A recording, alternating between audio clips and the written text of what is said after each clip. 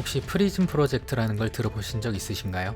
미국 국가안보국과 FBI가 주요 IT 기업과 협력해서 마이크로소프트나 구글, 페이스북 같은 인터넷 서비스 회사의 중앙 서버에 프리즘이라는 프로그램을 심은 후 감시 대상이 되는 사용자들의 인터넷 통신 기록, 이메일, 메신저, 통화 기록 등을 수집하고 분석해서 프리즘 프로젝트라 불리는데요. 미국 내 일반인뿐만 아니라 전 세계 각국을 대상으로 통화 내역 등을 수집해온 프리즘 프로젝트가 세상에 알려지면서 많은 논란이 있었죠. 미국이 왜 이런 짓을 했을까? 라는 생각도 들지만 미국 정부의 공식 입장에 따르면 이 프로젝트를 통해 전 세계 50건이 넘는 잠재적 테러를 방지할 수 있었다고 합니다. 정보의 가치가 그만큼 크다는 생각도 들게 하는 사건이었지만 일반인도 언제든 도청당할 수 있다는 경각심을 불러일으켰죠. 007 영화 같은 첩보 영화를 볼 때면 어떻게 도청이 되는 건지 궁금한 분들 계셨을 겁니다. 통신기술이 발달하기 전에는 대화가 이루어지는 장소에 숨어서 엿듣는 수준이었지만 기술이 점점 발전하면서 도청기술도 진화하고 있죠. 도청기술은 전화기가 발명된 이후부터 차츰 발전하게 됩니다.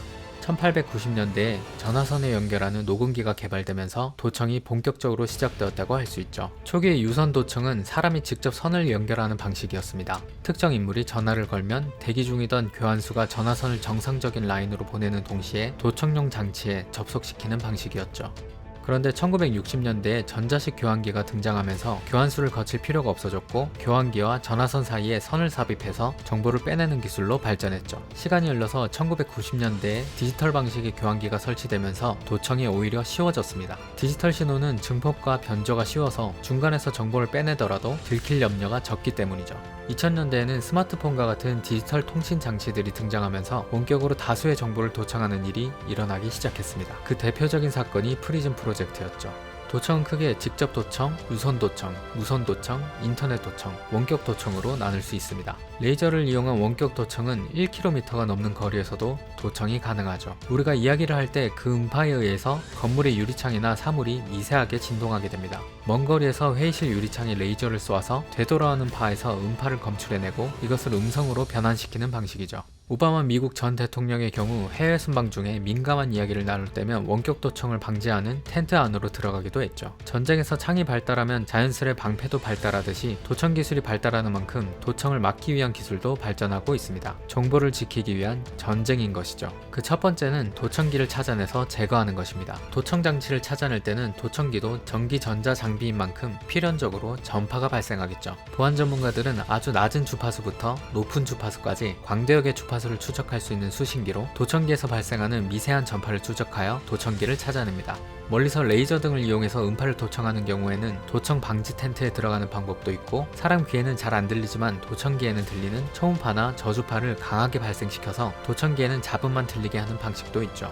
그런데 요즘 더 걱정되는 건 이런 음파 도청보다 스마트폰을 통한 도청이나 인터넷 도청일 것입니다. 제2의 두뇌라고 할 정도로 나에 대한 많은 정보가 담긴 스마트폰이나 컴퓨터가 도청되면 피해가 아주 크겠죠. 스마트폰이나 인터넷 도청은 악성 프로그램을 심어서 정보를 빼내거나 무선 인터넷 전파를 들여다보면서 필요한 정보를 빼내는 방식이죠. 그래서 모르는 번호에서 온 링크나 파일은 가급적 열어보지 않는 것이 좋습니다. 인터넷 도청을 방지하기 위한 암호화 기술도 발전하고 있습니다. 해커들이 정보를 가로채더라도 사용할 수 없도록 내 통신 정보를 암호화하는 것을 암호화 통신이라 합니다. 그런데 해커들은 그걸 또 해독해내기도 합니다. 그래서 양자 암호 통신이 나오게 되죠.